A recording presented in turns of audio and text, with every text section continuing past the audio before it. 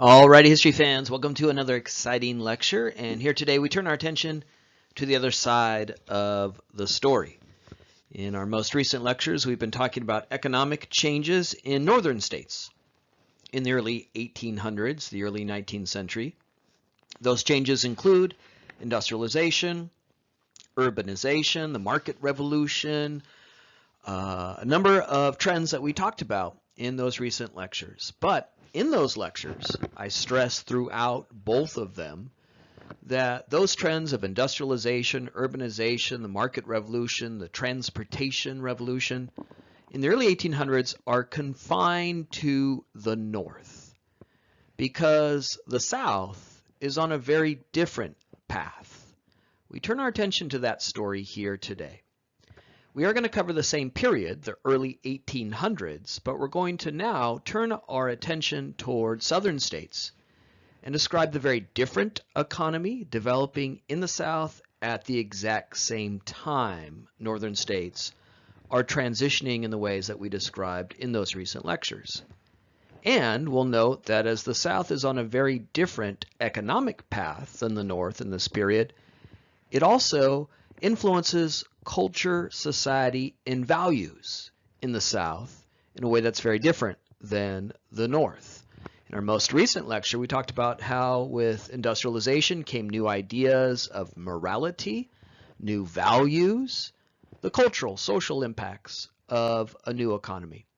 Well, in this lecture, we'll not only sketch out how the South has a very different economy, but how with it comes very different values, very different societal expectations, a very different sense of morality. While northern states are transitioning towards industrialization, southern states are becoming more committed than ever to slave-based agriculture. As I noted in our recent lectures, in the early 1800s, the South does not industrialize. You do not see manufacturing, large-scale manufacturing in the South prior to the Civil War. The South is not building railroads and canals in the way in which the North is. You don't see any large cities in the South prior to the Civil War. The only large city in the South was New Orleans, and it served the slave trade. Instead, the South is doubling down upon recommitting to slave-based agriculture. And that's because the slave economy of the South is transitioning in the early 19th century from one that had been previously centered on tobacco. In our first look at slavery in the class, we talked about the origins of the tobacco economy in colonial Virginia. Well, in the late 1700s, tobacco was less and less profitable. But at that moment, when perhaps slavery would have died out in the South as well if it had remained focused on tobacco, developments in terms of the production and harvesting of cotton mean that the American Southern slave economy that had been previously focused on tobacco would now shift to cotton production. In the late 1700s, Eli Whitney invents the cotton gin, and it allows for the very first time the mass harvesting of cotton in a much more efficient and large scale. And what that allows for is the transition of the slave-based agricultural model that had previously focused on tobacco to now focus on cotton, a cash crop in demand around the globe, a great source of profit. Cotton in the early 19th century is known as white gold. Today, with the concerns we're having right now, maybe toilet paper would be described as white gold, but in the early 19th century, cotton was described as white gold because of the immense profits that came with this cash crop in demand around the globe. And so what we see in the early 19th century, in the same period that northern states are transitioning to the new economy we described in our most recent lectures, the South instead is on a very different path, becoming more committed than ever to slave-based agriculture and the cultivation now of an immensely profitable cash crop in demand around the globe, cotton. Cotton production doubles every decade, from the 1840s to the 1850s to the 1860s and the onset of the U.S. Civil War. On the eve of the Civil War in 1860, the United States produced 75% of the global supply of cotton. Cotton was in demand around the globe because other fabrics for clothing that were available in the 19th century were less favorable than cotton. You could make clothing made of wool, but that's itchy against the skin and miserable in hot weather.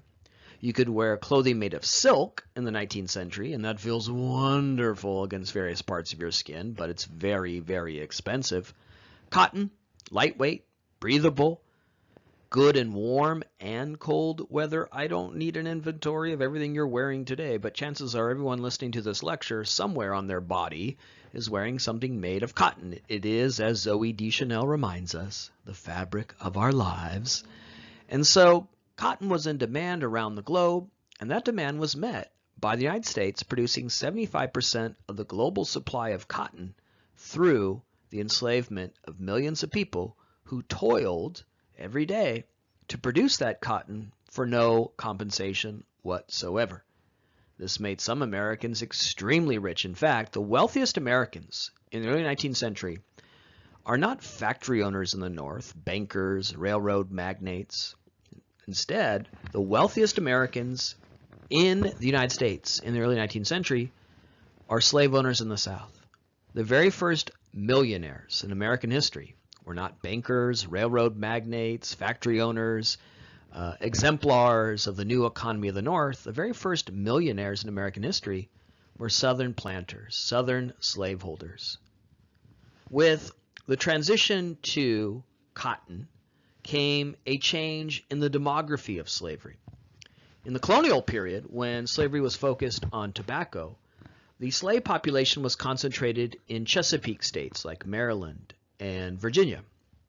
But in this period of a transition towards cotton cultivation, the slave population would transition to the Deep South, where cotton grew, what was known as the Cotton Belt, states like Alabama, Mississippi, Louisiana. And so with the profitability of cotton production, fueled by new innovations like the cotton gin, slaves are sold out of the Chesapeake states of Virginia and Maryland and through the slave markets in New Orleans into the Deep South. In the early 1800s, the United States banned the Atlantic slave trade. No more slaves imported from Africa after 1803. That's not because the United States was on a path towards ending slavery, quite the opposite. As we're learning here in the slide, slavery becomes more important after 1803, not less. It just meant that through natural increase, through the birth of children to slaves, you would always have a self-perpetuating source of labor. But there was still an internal slave trade in which slaves were bought and sold across states. This was very common, and it was another way in which slavery was profitable. This is a key important idea to keep in mind when we think about the legacy of slavery. Slavery was profitable not just for those who owned slaves, but for many businesses and industries that owed their existence and livelihood to slavery. There were slave traders who would buy and sell slaves. There was speculation in slaves like we might see today in real estate or stock, where you bought a slave, assumed that slave would become more valuable, and then sold that slave for a profit. So there's an internal slave trade right through the U.S. Civil War, and that meant that slaves were being sold from one state to another. And what's happening with the transition towards cotton is that slaves are being sold out of the Chesapeake states of Maryland and Virginia, those states where the tobacco plantation model had prevailed, and into the Deep South. On the eve of the Civil War, more than 4 million human beings are held as slaves in this country, and they are collectively worth $3.5 billion. That is more than all the factories, all the railroads, all the banks in the North combined. The most valuable asset in America in 1860, on the eve of the Civil War, which will break out in 1861, human beings, 4 million of them held as slaves. This is why the South does not transition towards industrialization. They had a much more profitable system rooted in slavery and the cultivation of cotton. Why experiment in something new, potentially fraught with danger and peril, something speculative like industrialization when there was a guaranteed source of profit. Own slaves, cultivate cotton, and reap the rewards.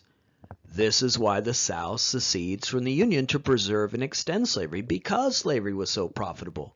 The most valuable asset in America in 1860, 4 million human beings in bondage.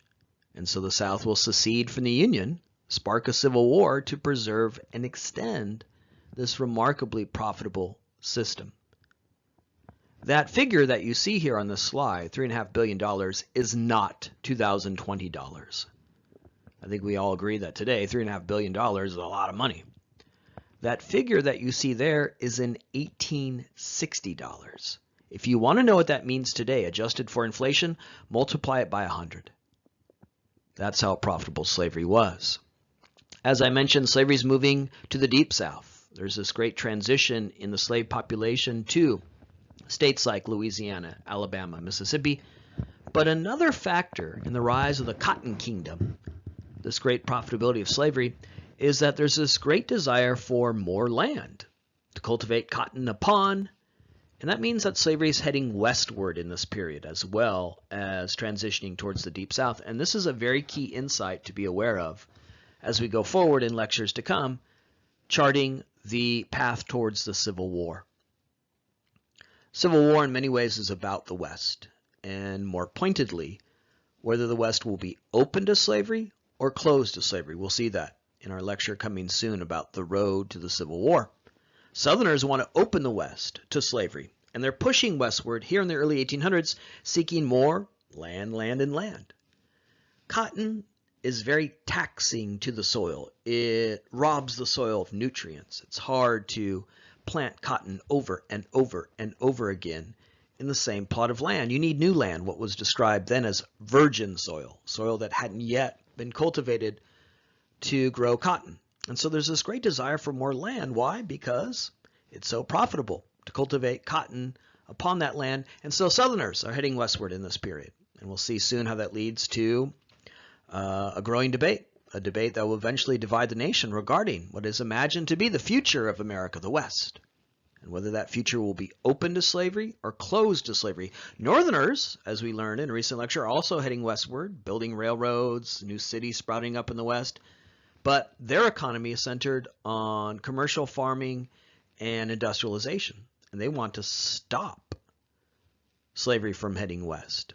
So we are really leading to the great collision of the Civil War, and the reason why we're on that path is because the South is more committed than ever to slavery and does want to extend slavery into the West. So that's the economy of the antebellum South. That's the economy of the South in the early 19th century, in a period where the North is rapidly industrializing, urbanizing, awash in the technological changes of a transportation revolution. South, at the same time, is becoming more committed than ever to slavery. Now, in our most recent lecture on industrialization, we talked about how with industrialization came new values, changes in society and culture, industrial morality, embrace of individualism, the very first labor unions in American history. Well, the South has a very different economy, but that very different economy also has an impact on society and values. Historians argue that by the 1830s, the antebellum South, the South in the early 19th century, has become a slave society. Not a slave economy, but a slave society. And that's a very precise term that we want to make sure we understand here on this slide. A slave society is one in which every aspect of life for all members of society is defined through slavery. Meaning that even if you don't own slaves, simply being part of this society urges you to think of who you are, what you value, what it means to be free, what's good and bad. Societal values. Slavery defines that for every member of that society, whether or not they own slaves or not. Vast majority of Southerners on the eve of the Civil War do not own slaves.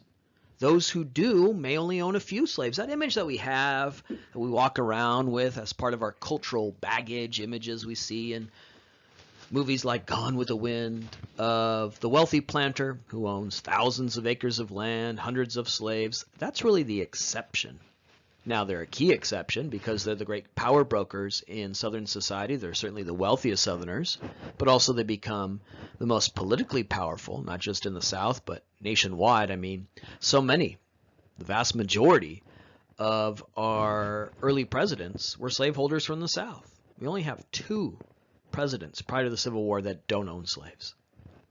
So the planter elite, the wealthy slaveholders from the South, they become the most key and consequential figures emerging out of the South, and they come to deeply influence national politics. But they're few in number.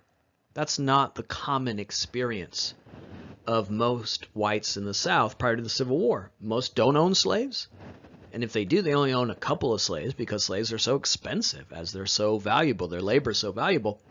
And yet, it will be those non-slaveholding whites, men who don't own slaves, who will volunteer and serve in the Confederate Army during the Civil War and fight and die for the right of other white men to own slaves. The vast majority of soldiers who serve in the Confederacy don't own slaves and have no reasonable expectation of ever owning a slave. A young male slave on the eve of the Civil War would cost $1,000.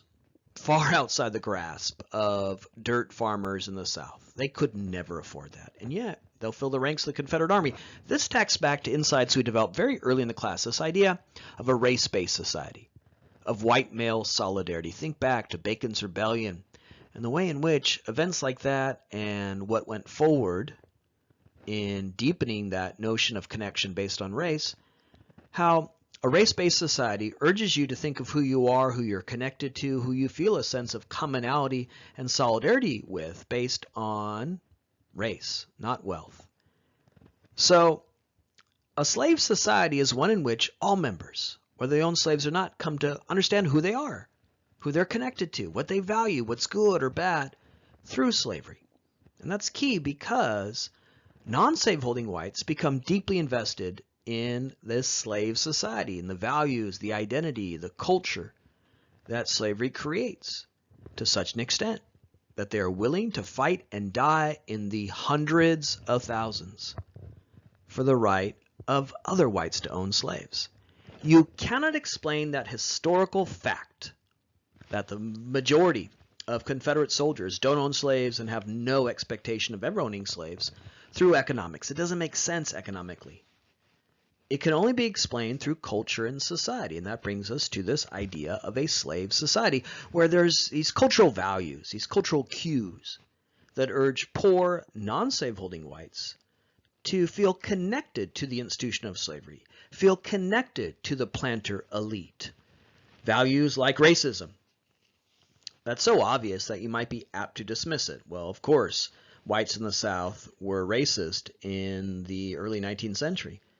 But you dismiss it at your peril because it's a very important and complicated cultural value shared by all whites. Racism asserts that whites are inherently, biologically superior to non-whites. What that does is it elevates the poorest white person to the same level as a millionaire planter. We're all white men. It again is that race-based way of thinking where you understand who you are not based on wealth, capital, earnings, but instead color of one's skin.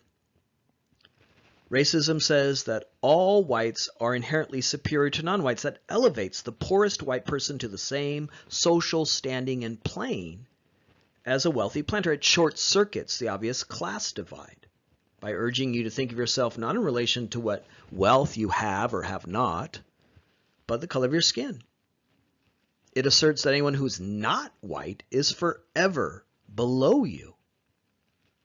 So racism was one of the key cultural values. There's regional loyalty, the idea that being a Southerner is important, unique, distinct. When the North does transition in the ways that we describe, when the North becomes so different than the South, when the North is awash in industrialization, urbanization, immigrants teeming into the North. Southerners look up north and say, wow, it's so different up there. There's something different about us being Southerners. We have a different way of living, a different way of speaking, a different cuisine, different holidays. And all of that regional identity, has nothing to do with wealth. Every white person in the South could rally around that idea. We're all Southerners. Being Southern is important. It's another cultural glue that binds together in a common set of values, all whites in the South, and urges you to see yourself connected to slaveholders, the slave regime. It's part of being Southern because it's unique to the South when the North ends slavery and transitions to a very different economy. There are concepts of honor that are really important in the South when they're starting to recede and diminish in the North. We learned in our most recent lecture that in the North, they're embracing this idea of the rags to riches story, the self-made man, social mobility. It doesn't matter if you're born poor, if you work hard, show up on time, be temperate and frugal, you can rise from rags to riches. So in the North, they are leaving behind this idea of honor, tradition, family name. There's this idea that it doesn't matter your family name. It doesn't matter your background. We can all, through hard work, rise from rags to riches. At the same time, the South, in a very different economy, is very committed to this idea of honor, family name, tradition, looking backward into your lineage and past and not forward. And that's why duels are very common in the South in this period, if you offend someone's honor. And that notion of honor, tradition, is again something that all white men can share. It has nothing to do with class. It has nothing to do with wealth. It doesn't have anything to do whether or not you own a slave, but it allows you to see yourself in a common culture as those who do own slaves. Finally, paternalism. Paternalism is the idea that as the family is constructed and governed, so should society be structured and governed. That the family is a model for society. In a family, you have hierarchy. You have not an equality, but instead a hierarchy, where at the top of that hierarchy, you have the paternal figure, the father. And that father has absolute control. He controls those below him in the family, women and children. So one key aspect of paternalism is it's a way of thinking about the family and with it society as a hierarchy, some above others. Not everyone's equal. The man at the top of that hierarchy has all the power and all the responsibility to care for the people who are imagined to be his dependents. Note the term, not independent, free, but dependents.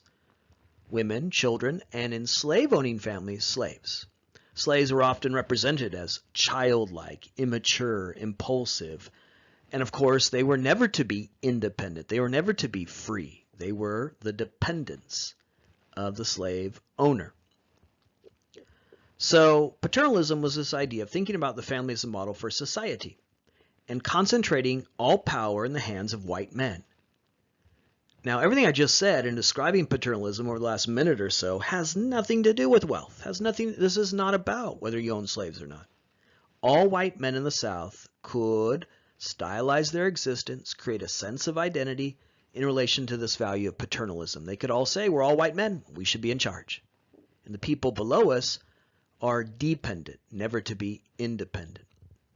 So racism, regional loyalty, honor, paternalism, these are all the elements of the cultural glue, the binding agent that urged non-slaveholding whites to see themselves connected to, in commonality with, in union with, in solidarity with the planter elite. This is exemplary of how, for white men in the South, they came to understand who they are, what they value, by connecting themselves to the slaveholders and the slave society to such an extent that when a civil war breaks out, they're willing to fight and die for the slave regime, even though they don't personally profit from slavery. Now, there are some instrumental ways in which if you don't own slaves, you benefited from slavery.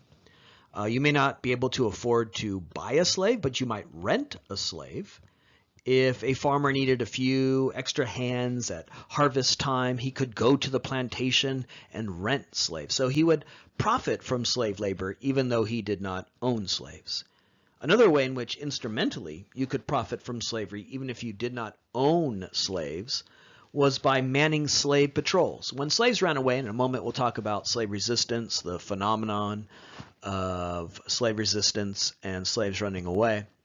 When a slave ran away, it wasn't the wealthy millionaire planter who got on his horse in the middle of the night with a lantern to hunt down that slave. He hired poor, non-slave-holding whites to man, staff these slave patrols. And if they caught the runaway slave, they got a bounty.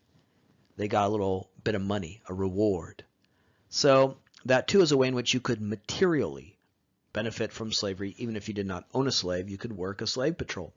But we end the slide with the most challenging but most important insight regarding this idea of a slave society.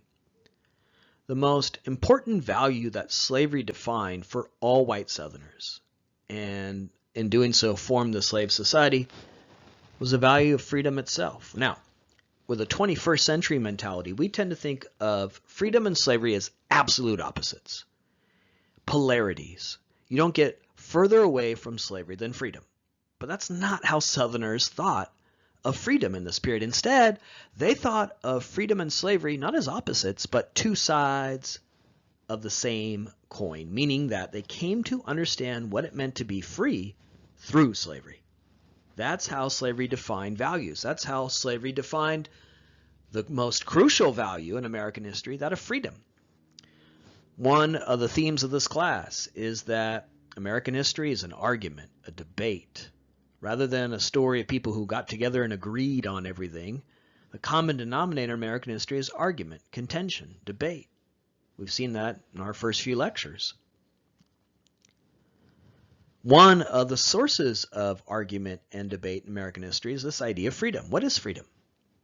Well, for Southerners, they could not imagine freedom without slavery. Now, to us, that's hard to compute, right? Black is white, up is down, right? We tend to, again, think of freedom and slavery as opposites. But for Southerners, slavery made you free in two key ways. One, slavery defined the category of those who deserve to be free. Southerners do not believe in universal freedom. They do not believe in a phrase like, all men are created equal. They believe in hierarchy, some above others, based on race. So slavery defines the category of those who deserve to be free, white men. Those who are not white men do not deserve to be free. That's one example of how slavery defined freedom. It defined the category of those who deserve to be free, those who get all the power, but also all the rights and privileges based on skin color. The other way that slavery defined freedom is that, well, one of those privileges that white men have is to own non-whites, slaves, and profit from their labor. And as we have established already in this lecture, slavery is very profitable. And when those profits come in, you feel free. You feel independent. You feel in charge of your destiny. So slavery defined freedom in two key ways. It defined the category of those who deserve to be free, and it made you feel free when you owned slaves and profited from their labor.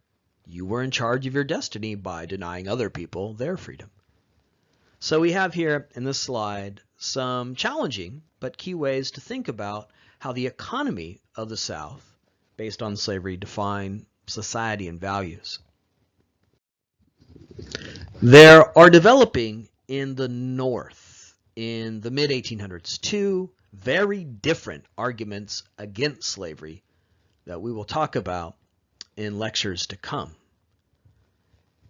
In the North, in the mid-1800s, there are these two arguments that we can describe as anti-slavery arguments. And again, we'll get into them in greater detail in our lectures coming soon.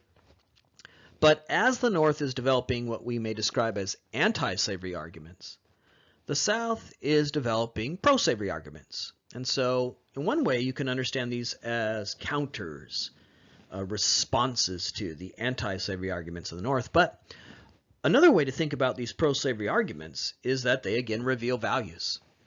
When Southerners argued in favor of slavery, they were saying what they believed was good, right, just. So these pro-slavery arguments are more than just counterpoints, jousting with the North. They exemplify the values of a slave society. We talked about paternalism and racism. Those were key pro-slavery arguments, the idea that white men are superior to non-whites and they should be in charge. There's the conservative argument. Things are the way they are for a reason. Over time, things have evolved in a certain way. You shouldn't mess with things. Keep things the way they are. Conserve them. Keep them as they are. When Southerners looked up north and they saw new things, not just factories and steamboats and railroads, but new values. In the early 1800s, there's this argument developing in the North opposed to slavery known as abolitionism. More about that soon. That argued that slavery should be abolished and blacks and whites should be equals. That's a brand new and challenging idea. Also in this period, there is a developing feminist movement in the North in the early 1800s, asserting that women and men should be equal under law. When Southerners learn about these ideas of racial equality, gender equality, they don't see that as good, as progress. They see that as, noxious, corrosive, new ideas that are going to change the way things should be. So they advance this conservative argument. Keep things the way they are. They are that way for a reason. Some above others. Hierarchy. Perhaps the hardest argument for us to get our mind around, considering our 21st century mentality, is the positive good argument. This was the idea that slavery is good. When abolitionism and other arguments in the North develop, arguing that slavery is evil, must be abolished, that it is corrupting, Southerners say, no, slavery is good. The positive good argument was the idea that slavery is good.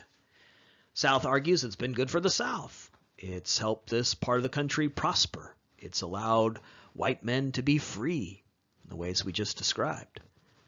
Southerners argue slavery has also been good for the United States as a whole because it's made us such a wealthy, prosperous nation. It helps explain how 13 fledgling states emerged as a successful and wealthy nation. And I mentioned earlier that there are so many industries that profit from slavery even if they don't involve owning slaves. There's shipbuilding, there's insurance. The insurance industry in the North, banking industry in the North, profited immensely from slavery as they insured slaves, as they helped people borrow money to buy slaves. So Southerners say, look, you Northerners, you might have factories and railroads and no longer own slaves, but you profit from slavery, so slavery is good for everyone. But the most challenging element of the positive good argument for us to understand, and the one that's most jarring to our sensibilities today, was the idea that slavery's been good not just for the South, not just for the nation, but for the enslaved themselves, the slaves.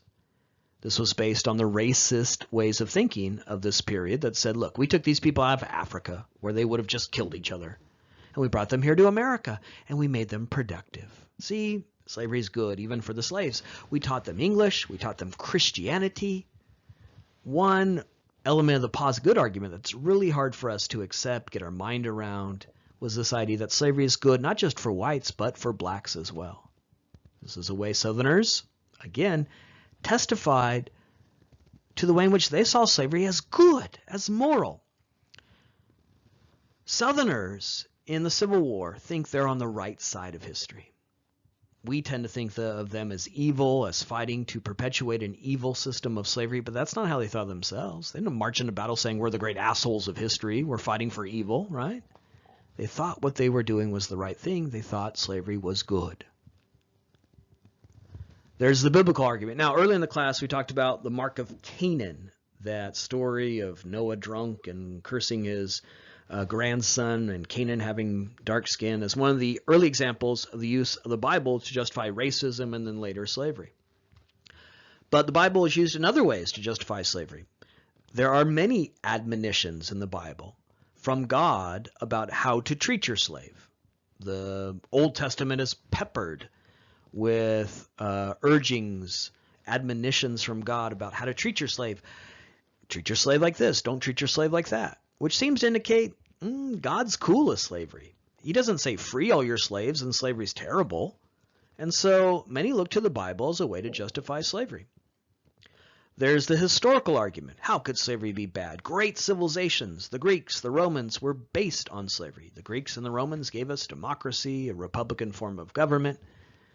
So there's a historical argument that asserted that great civilizations that have contributed to Western civilization were all undergirded by slavery, so how could slavery be bad? Now, admittedly, many of the arguments you see on the slide are a little out there, ethereal, philosophical. But Southerners always had one last card to play, that they believe silenced the debate. If these more philosophical, ethereal arguments do not convince you, ultimately they could always rely on private property. Slaves were defined as private property. The U.S. government, the Supreme Court, right up until the Civil War, reinforces that these are not human beings, they're not potential citizens, they are pieces of property no different under law than a mule, a rake, or a wagon. In this country, there is nothing more sacrosanct than private property. You want to talk about religion in America? What's our real religion? Real estate. I mean, we have cable channels in this country dedicated to watching people buy a house, turn around and sell the house as if that's entertainment. That's how we spend our weekends, watching people buy houses, right? In America, our true religion is real estate. You learn this at a very, very young age. You get in a fight with your friend in 3rd grade. You say, "Get off my property," right? Like you're enforcing private property rights at the age of 8, right? This country, as we learned in previous lectures, was born out of a righteous sense of private property, no taxation without representation. And if slaves were defined as private property, Southerners said, well, that silences the debate. There is no debate. You cannot tell me what to do with my private property. If I want to take my slave to the West, I should be allowed to. So again, if these more philosophical, ethereal arguments about history and the Bible do not convince you, for Southerners, they argued there should be no restriction, no limits on slavery because it's simply a matter of something that Americans revere, worship, private property. Let's continue here by just quickly reiterating a key point about values and culture. Though it's really hard for us to get our mind around, it is absolutely historically true. Southerners tended to think of freedom in relation and defined through slavery rather than as the opposite of slavery in 2 key ways. Slavery defined the category of those who deserve to be free. As I've stressed throughout this lecture, Southerners do not believe in universal freedom. They do not believe in Lockean notions that we're all born in a state of nature with natural rights. They do not believe in that phrase from the Declaration of Independence, all men are created equal. They believe some are superior to others. Only white men should be free. They should be free from wage earning, which Southerners saw as a form of wage slavery, where white men are dependent rather than independent, dependent on selling their time for money, dependent on whether or not a boss may hire them. Instead, they should be independent. And what makes them free? The right to own those who are imagined never to be free. Slavery defines the category of those who deserve to be free, white men, and allows them to profit off the labor of those who will be forever dependent. On the eve of the Civil War, the largest circulating newspaper in what will briefly be the capital of the Confederate States of America, the Confederacy, the Richmond Enquirer, made it very clear. It stated simply, succinctly, freedom is not possible without slavery. When we read that today, we go, blah, blah, blah, blah, right? It doesn't make sense. It causes dissonance in our mind. They're telling us that the sky is green, up is down, black is white. But when the Richmond Enquirer published that sentence, and when Southerners read it, they just shrugged their shoulders, of course. It's like telling them the sky is blue. So, though it's hard for us to get our mind around, for Southerners, slavery defined freedom. And that's why Southerners thought they were on the right side of history in the Civil War. The Civil War we tend to think of as a story of one side fighting against freedom, the South fighting for slavery, and the North fighting for freedom. But Southerners didn't see themselves in that way. They thought they were fighting for freedom, a freedom that for them could only be defined through slavery. It's very demonstrative here of how the slave economy defined values, in this case, the most crucial value in America, the value of freedom. In this lecture, I have been stressing to you for some time now this idea of a slave society. It's a very crucial but complicated insight. That by the 1830s, the South is not a society with slaves, where slavery is a part of that society, it's just another element of that society. Instead, by the 1830s, the South is a slave society, where every aspect of life for all of its members is informed and defined through slavery. So far, I've been making that point in regards to whites in the South, how all whites, whether they own slaves or not, came to understand who they are, what they value in relation to slavery. But if it's truly a slave society where everyone, every human being, came to understand who they are and what they value through slavery, there's one group that I have failed to yet include in the slave society: the slaves themselves. And so now we turn our attention in this lecture to filling that hole, filling that lacuna. Because for these human beings, for these Southerners, when you hear the term Southerner, it's always racialized. Even today, you think of only white people. Guess what? There are millions and millions of African Americans in the South, and somehow they remain invisible when we think of the South or the Southerners. And in this period, there are millions of people in the South, African Americans, who are enslaved. But they too came to understand who they are, what they value, and most crucially, what it means to be free through slavery. So we do turn our attention now to that missing element. And I seek to document here how they too, the enslaved, African Americans, slaves themselves, are part of the slave society, how they too came to understand who they are, their identity, what they value, and what it means to be free, in this case, through the experience of being enslaved. And that is most vibrant, most accessible to us through slave resistance. We're now going to talk for some time about resistance to slavery and how slaves resisted. And when they did resist slavery in a variety of ways, they were expressing their identity and their claim to freedom. This is how, for even the enslaved, they come to understand who they are, what they value, and what it means to be free through slavery. When they resisted slavery, they were saying, I'm a human being with a soul, subjectivity. And that was a resistance to chattel slavery, the form of slavery we've learned about in this class that's all about dehumanization. When they ran away, when they attempted to be free individuals, they too were making a claim to freedom that came out of their experience of being enslaved. So when we use this concept of slave society, we mean it, we historians, because yes, every member of Southern society came to understand who they are, what they value, what it means to be free through slavery. In this case, that's also true for the enslaved. And it's really easy to see that when you turn your attention to slave resistance, where they are expressing their identity, their sense of values, what they believe is right and wrong, and ultimately their claims to freedom. Now, in a moment, we'll talk about some very, very obvious, overt forms of resistance. Slaves running away, seeking to emancipate themselves. We'll talk about rebellions on ships. We'll talk about Nat Turner in 1831 grabbing farm equipment and marching from plantation to plantation, hacking to death every white person he encounters. I don't have to work too hard to convince you that's resistance, armed rebellion, running away. But most slaves don't engage in such acts of rebellion for reasons we'll also talk about in a moment. But that doesn't mean they're not resisting slavery. It doesn't mean they're not making a claim to their humanity and some very limited modicum of freedom.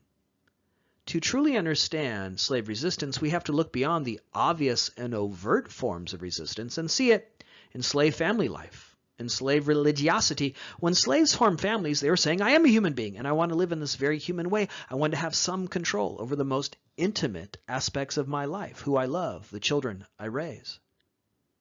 If chattel slavery is about dehumanization, if chattel slavery as we've defined it, the uniquely American form of slavery, is all about denying the humanity of human beings, forming a family and asserting oneself as a human, living in a very human way of your own volition and creation. This doesn't change your status. You're still a slave. You'll die a slave. But forming a family in that way is a challenge to that idea of chattel slavery. When slaves embraced religion, thought of themselves as having free will, accountable to God, when they were also enlivened and awakened by that second great awakening, that moment of great religious enthusiasm, they were urged to see themselves as having a soul, a subjectivity, being children of God, not pieces of property. So yeah, in a moment we'll talk about very overt forms of resistance, rebellion, runaway, and that clearly demonstrates how enslaved people made a claim to freedom by running away, by leading rebellions. But even when they formed families, even when they embraced their religion and were enlivened by the Second Great Awakening, they were resisting slavery, and in doing so, coming to understand who they are, what they value, and what it means to be free through the institution of slavery as part of this slave society. Most slaves married, and most married for life, and raised their own children. For a long time, we historians were under a misconception about this element of American history. Up until the 1980s, really, most historians, most textbooks on U.S. history argued that slavery was so cruel, so abusive, that it was impossible for slaves to raise families and live in this very human way, forming their own families. But a lot of new insights and research came out in the 1980s, and that's changed our understanding of this aspect of American history, so that today we can clearly argue and demonstrate with evidence that indeed most slaves married, most married for life, and most raised their own biological children. Now, those marriages weren't legal. They didn't have any legal standing by any means. But in defiance of the way in which they were denied such rights, enslaved people formed these relationships. This is the point I'm making here about how the experience of being a slave denied any rights, any control over oneself. Slaves responded to that in an effort to try to have some, in this case, control over their lives. This again doesn't change their status. They're still slaves. They are born into slavery. They die slaves. If you form such a family, it made it less likely you would engage in more overt forms of resistance like running away, because if you ran away as a slave and were caught, one way you could be punished is to be sold away from your wives, children, members of your family. So again, this isn't that form of resistance, but it is a form of resistance, because what's happening here when enslaved people form families in defiance of chattel slavery, in defiance of the way in which they are not secured any rights, they're still attempting to live a life of their own making by forming these bonds of affection, by living in this very human way amidst a dehumanizing regime. However, slave families tend to be a little bit different than comparable free white families of this period in being a little bit more female-centered, and this is because of the constant fear of disruption through sales, that at any moment the family created by the enslaved people could be separated by a member of the family being sold away, most likely the father or husband figure, because if a slave owner needed money because the cotton crop didn't come in as he anticipated, or he's in deep in debt, or lost a lot of money in a card game or something, it would be the male slaves who would be sold first because they were so valuable and would fetch the highest price. And as a result, the wives, the mothers of these families, had to be ready to step in as sole parents. So actually, if you look at the structure of enslaved people's families, they offered more autonomy, more say for women than comparable free white families, where the idea of the patriarch, the father being sold away, wasn't a possibility.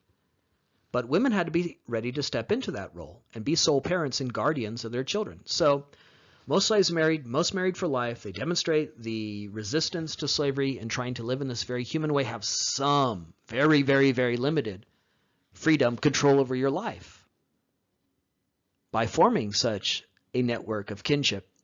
But the families of enslaved people tended to be a little bit different than the comparable free white families of this period in being more female-centered and in relying on a wider network of kinship, aunts, uncles, cousins, who again could step into the role as parent if one of the parents was sold away. Also, enslaved people tended to rely on fictive kin, people that you called your aunt or uncle but were not by blood, but played that role. Maybe you have this in your own family, right? You know, your own aunts and uncles really aren't that great. So over time, your mother and father developed other aunts or uncles, friends that you called aunts or uncles, and they played that role in your life. They maybe still play that role in your life. They're not related to you by blood. The term for that is fictive kin, and enslaved people relied on that in order to create greater security for their families when they had no security. And what's really remarkable here is that without that security, without the freedom to live as free individuals, enslaved people still aspired to live in this very human way and have some freedom over the most human and intimate aspects of their life. We talked in an earlier lecture about the Second Great Awakening. That's one of the factors that we described in the development of industrial morality, that moral code sweeping through northern states in this period, and I warned you that we would come back to the Second Great Awakening a lot, and here we are now in this lecture in regards to the slave society of the South in this period, because the Second Great Awakening was very important in urging enslaved people to embrace religiosity in this period. The point I made when we introduced the Second Great Awakening is it is this very convulsive, contagious spasm of religious excitement that spanned the whole of the nation, not just the North. In the North, it's very causal and consequential and sparking things like industrial morality, but it swept through the South too, and it touched so many Americans, black, white, male, female, urban, and rural. And so enslaved people were drawn to the core messages of the Second Great Awakening, in particular, those two core assertions that I described. One, God is knowable. The very first core assertion of the Second Great Awakening, which we discussed in a previous lecture, is this idea that God is knowable to all. God is knowable, accessible to all. You do not need to attend a divinity school. You do not need to immerse yourself in biblical scholarship. You do not need to master biblical languages. All you have to do is open your heart to God. This was a democratization of God, open to all, even enslaved people who were forbidden in many ways to learn to read and write. That was very appealing to enslaved people because it said God has a message for you too. You too matter to God. You might be a slave. You might be without any rights, dignity. But God has a message to you because God is knowable, accessible to all. God will reveal himself. The other cardinal central aspect, tenet, assertion of the Second Great Awakening, which we described, is that idea of free will. That everyone has free will. Once you know what God demands, once God reveals himself to you, once you know what is right or wrong, mandated by God, well, it's up to you to act accordingly. You could either do the right thing, the righteous thing, and be rewarded with a better life here on earth and salvation in the next life, or you could, again, be like your history professor and always do the wrong thing. Sin, sin, sin, sin, sin. And be punished with a miserable life here on earth and hell and damnation in the next life. Well, that idea of free will was very appealing to people who had no control, enslaved people. Here, the Second Great Awakening is saying you do have some control, maybe not of your fate here on earth. You're born a slave, you'll die a slave, but by exercising your free will here on earth and making good moral decisions, you decide where you'll spend eternity. So the concept of free will, which is at the heart of the Second Great Awakening, very appealing in particular to enslaved people, and it urged them to think of themselves as having some control. This is why religion was a big part of slave resistance, even though, again, it's not as obvious and overt as rebellion and running away. The Second Great Awakening said, you have a soul, a subjectivity, you can know God, you are accountable to God, you have moral decisions to make. This granted to people who felt they had no control over their lives some control. The image that we see here, the lithograph that we see on the slide, is not an anomaly, not atypical. On large plantations where you had hundreds of slaves, toiling away over thousands of acres of land. You didn't go to church every Sunday. You didn't, walk down the road. The nearest church might be 100 miles away. There's a church on the plantation. And the man leading Sunday services on that slave plantation may be a slave. In this lithograph, you see a black man standing up and explaining God, explaining the Bible to his white master who's sitting there listening. Again, this is not science fiction. This is not an anomaly. This is very common in the antebellum South in this period, that the church leader, the church preacher, was an enslaved man who was in charge. And his owner is quietly sitting and listening to him. Talk about an inversion of power dynamics here, possible through religious expression. Now, many masters encourage their slaves to embrace religion, at least early in the Second Great Awakening prior to 1831. Many masters wanted their slaves to learn to read and write, read the Bible, embrace religiosity, embrace in particular Protestant Christianity, because they believed it would be a form of social control. They believed that if their slaves embraced religion, it would make them more obedient, more tractable. Because, again, as we said earlier, the Bible is full of all kinds of admonitions and urgings regarding how to treat your slave, which seems to indicate God is cool with slavery. And so many masters believe, well, if enslaved people read this, they'll see, God's telling you how to manage your slaves. It seems, again, to sanction slavery. Also, the Bible says things like when someone slaps you on the cheek, you offer another cheek and say, hit me again, in a way that might encourage slaves to accept the beatings, the rapes, all of the violence and terrorism that goes along with slavery. So masters believe that if their slaves learn to read the Bible, if they embrace this religion, it'll make them more obedient, more tractable. But history shows it often had the opposite effect. It actually made slaves more restive and rebellious. Because when slaves began to read the Bible, they interpreted it through their perspective, their lens. And here is a key insight, not just in terms of the history of slavery and the cultural world of enslaved people, but here's a key insight in regards to all of human history. Culture is alive. Culture is constantly moving, circulating, and being reimagined. It really doesn't matter where something comes from because it's not there anymore. It's gone. It's floating along. It's being constantly reimagined. So you might think you know what a book is about, but once it's out there, it can be interpreted in many different ways. Culture is alive. That's true here in regards to introducing Christianity to slaves. They interpreted it in their own way that often made them more restive, more rebellious. And it's really true of all culture. You guys can relate to this because you're the, mashup, remix, meme generation, right? Where you're constantly taking something and refashioning it, remixing it, adding cute little lines to make memes. That's your great contribution to American history. Thanks for all that, right? So you guys can see this in your daily lives in internet culture where, again, an image of SpongeBob all of a sudden is refashioned to create some sort of meme or something, right? But that's not just true of internet culture. It's not just something you guys invented with your laptops. It's true of all human culture. So slaves took the Bible and they often were inspired to rebel. They would gravitate to the book of Exodus, for example. Second book of the Bible. The entire book of Exodus is about a slave rebellion where God's chosen people, the Israelites, rise up in rebellion against their enslaver, the Pharaoh, free themselves and make their way to the promised land.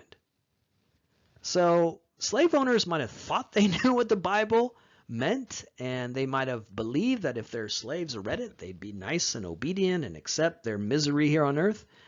But it often instead provided a font for heroes who rebelled against slavery, inspiring slaves to rebel.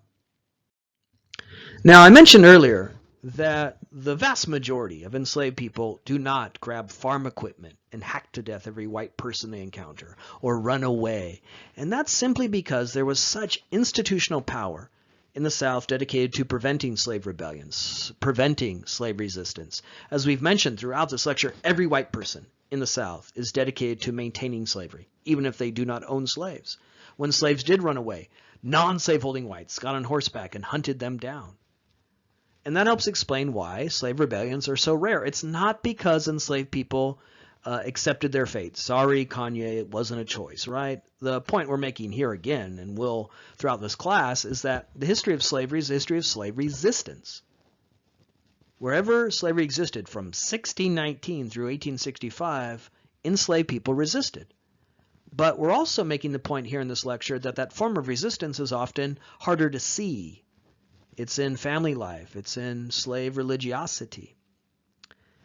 And another key point along these lines is that there are so few slave rebellions in American history, not because enslaved people accepted their enslavement, quite the opposite. They resisted, and resisted in a variety of ways, sometimes in very overt ways. But resisting in those overt ways was a suicide mission. You will be caught, you will be beaten, punished, and perhaps killed. There's such institutional power. Slavery is so important, so profitable. It so defines values and culture. All whites in the South were dedicated to policing slavery. And again, during the Civil War, hundreds of thousands of white men will fight and die to preserve slavery. And so that's why slave rebellions are so rare. We like to imagine that if you were transported back in time to the 1840s, we like to imagine that if you were ever a slave, you'd be fighting against slavery constantly. No chains will hold me. We all like to imagine we'd be Django, right? Kicking white ass constantly, right? But guess what? Likely you would not, because again, it was so likely to engender blowback, so likely to end in great violence falling upon those who rebelled. Instead, we get family life, we get religiosity as forms of resistance, we get day-to-day resistance, acts of silent sabotage where enslaved people would break farm equipment. That was a great strategy of slaves. They'd purposely break the plow or some other farm equipment and say, oh, well, it can't work today, right? This is a strategy of people with shitty jobs everywhere, right? If you have a shitty job, you find ways to avoid doing that shitty job, right? For example, you may go months without wanting to have a milkshake. And then one day, for whatever reason, you wake up and you're just craving, you're just jonesing for a milkshake. And on that one random day where you've decided today's the day I'm going to buy a milkshake, when you motor into the drive-thru and you order your shake, on that day, what do they invariably say back to you through that speaker? Sorry, the shake machine's broken today. And you know they broke that goddamn thing because they don't want to make you a shake, right? If you have a shitty job, you find ways to avoid doing that shitty job.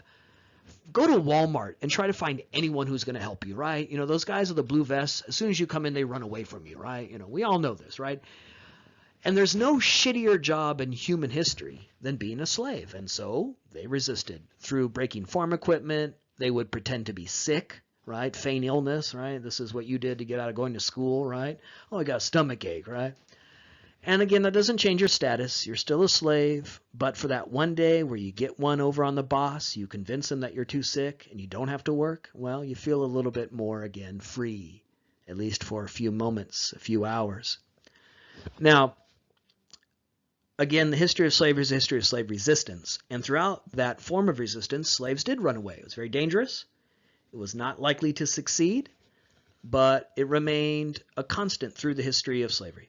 In some cases, when slaves ran away and made their way to northern states, they became pivotal and consequential figures in American history. The best example of that, Frederick Douglass. Frederick Douglass was born a slave sometime in the early 1800s. We don't know when he was born because in the chattel slavery mentality, the birth date of a slave isn't important. They're not human beings. So his birth date was never recorded. Because of that, he got to decide his own birthday. He got to pick one, and he picked February 14th as his birthday, Valentine's Day.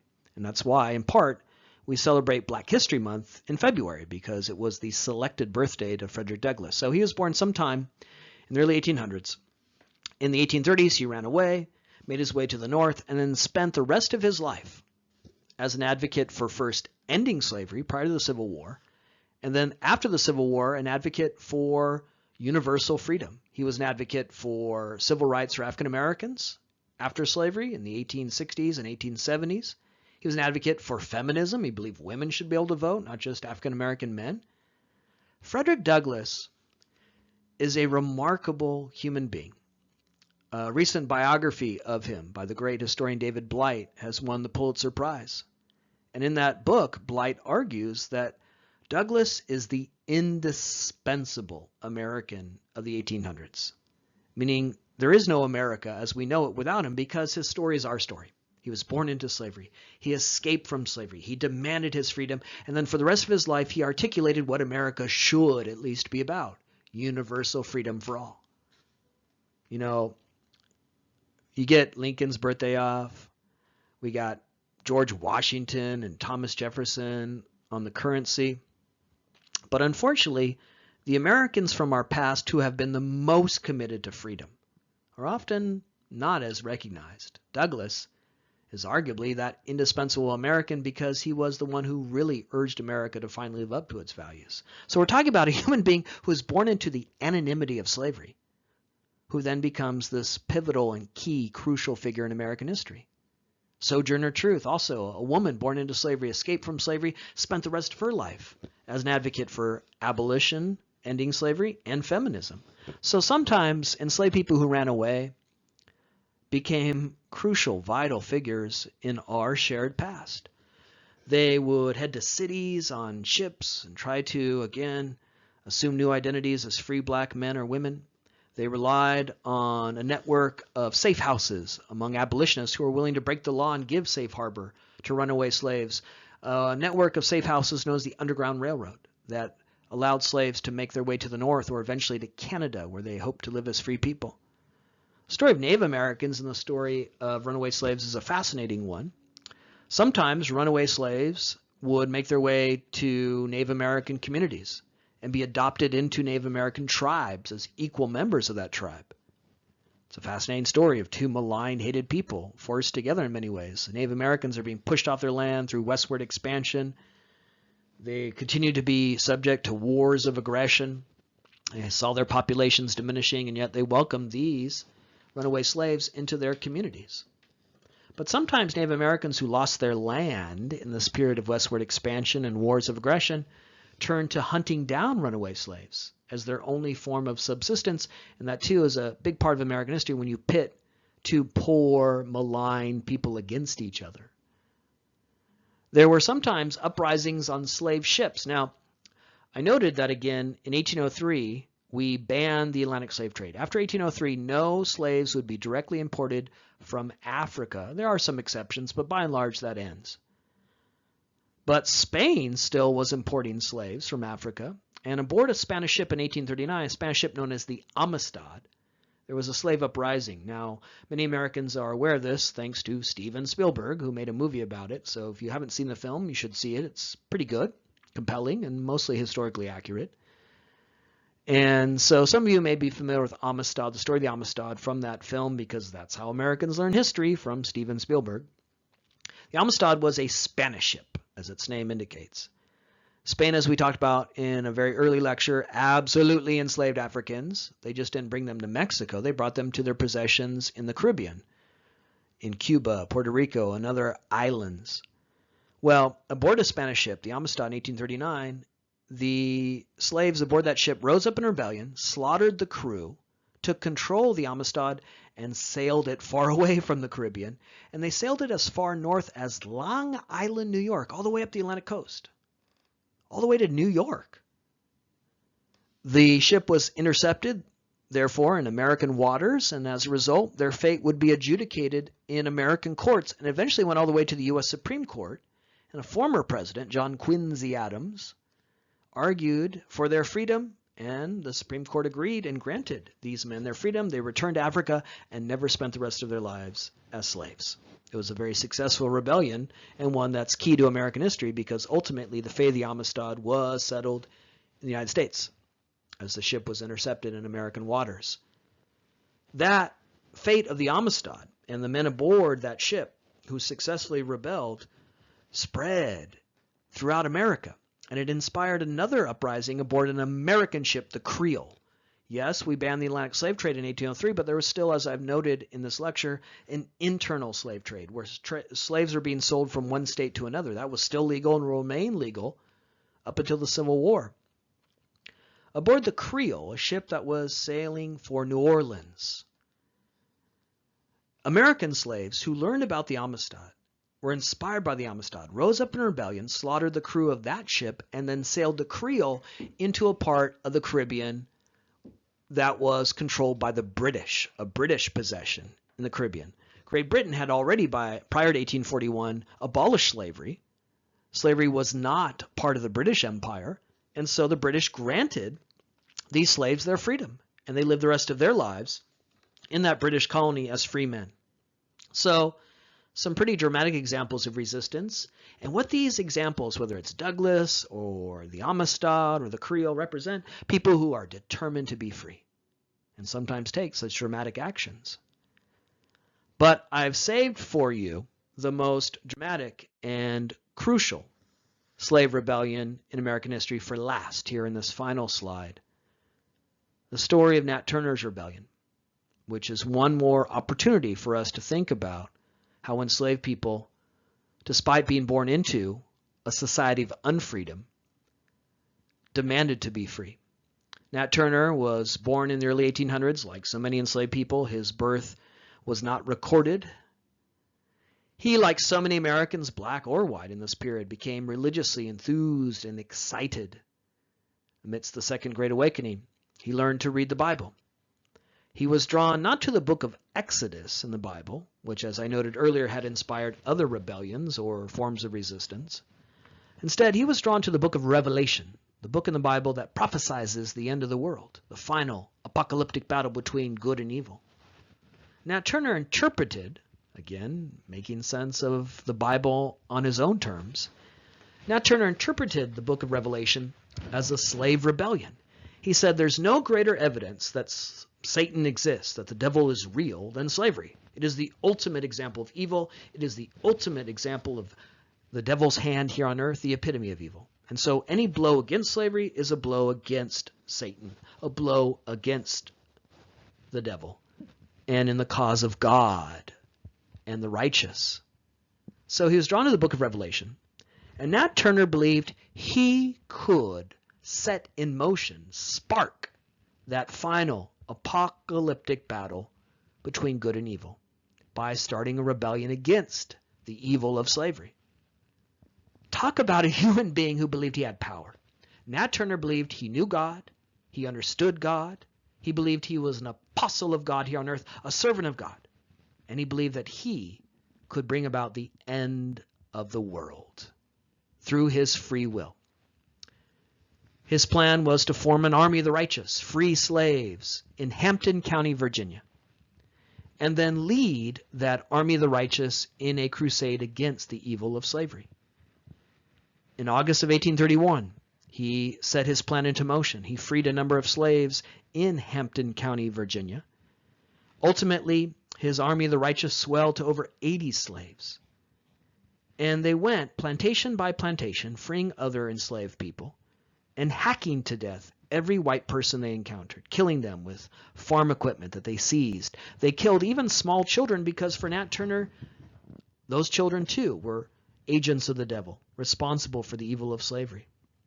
So in August of 1831, in Hampton County, Virginia, you have the most significant slave rebellion in American history, led by Nat Turner.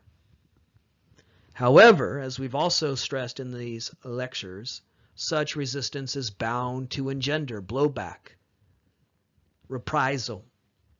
Local militia was called out, Nat Turner was arrested, and after a very hasty trial, he would be quickly executed.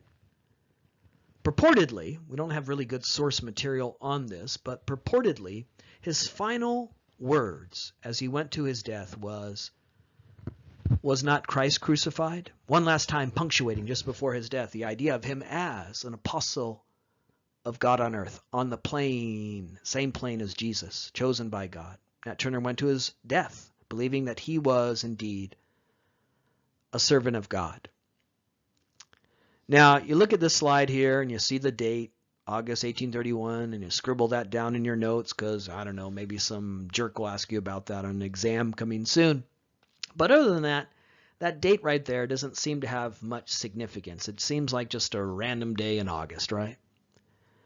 Well, if Nat Turner had gone forward with his rebellion on the day he originally planned, the date would come screaming off the screen with significance. I've talked here so far about the religious origins of Nat Turner's rebellion, how he's inspired by the book of Revelation, how it's another story of how enslaved people were inspired by the Bible to resist slavery. But there's also a secular, non-religious basis for Nat Turner's rebellion, and one that's crucial and vital to the broader themes of this class, and how Nat Turner's rebellion is about freedom, because Nat Turner originally planned his rebellion for July 4th, 1831, a date synonymous with freedom, independence, revolution. We talked earlier about the Declaration of Independence, and I noted that the men who signed that document were slave owners. The man who wrote the phrase, "all men are created equal," Thomas Jefferson, owned slaves, condemned his own children into slavery. He didn't believe all were equal, but that's the phrase, that's the language. It is Lockean, it is universal, it is transcendent. And in those previous lectures I said, later on, we'd see how others would come along who aren't white men, harness that language and say, I too am a human being. I too deserve to be free. When Nat Turner planned his rebellion for July 4th, he was saying, that document belongs to me too. That revolution in the name of freedom is my revolution. I am an heir to that revolution. Unfortunately for Nat Turner, he got really sick in late June, and he was worried that he wouldn't be able to go through with his rebellion on July 4th, so he had to postpone it to what seems like here just a random day in August. But now that you know the full story, you can appreciate Nat Turner's rebellion really about not just freedom, but American notions of freedom at the heart of this nation. There's Nat Turner's rebellion, then there's the aftermath. For weeks and months after this event, in Virginia, there were reports throughout the South, in other southern states far away from Nat Turner's rebellion, of insubordination, of slaves resisting, refusing to work, demanding wages. Nat Turner inspired other enslaved people, just like the slaves aboard the Amistad inspired the Creole. Freedom as contagious, spreading. Those other slaves may not have grabbed farm equipment and attacked whites to death because they knew what happened to Nat Turner, but they were inspired by him to make their own claims to greater dignity, humanity, and freedom. So after Nat Turner's rebellion, there are all these reports of slaves resisting, running away, demanding wages. Whites were now anxious and scared. They stopped allowing their slaves to read the Bible. Laws were passed in southern states after Nat Turner's rebellion, making it a crime to teach a slave to read and write. There were all kinds of efforts to increase surveillance, slave patrols. Now, every white person in the South feared that that slave sleeping in the slave quarters a few yards away might be the next Nat Turner. Panic, fear, anxiety. Nat Turner took the world and turned it upside down. He put the hand of power in his own hands. So there's the rebellion itself, and then there's the aftermath and what it reveals about the slave society, the fears of whites of holding together this slave society and the hierarchy, and the determination of other enslaved people to be free.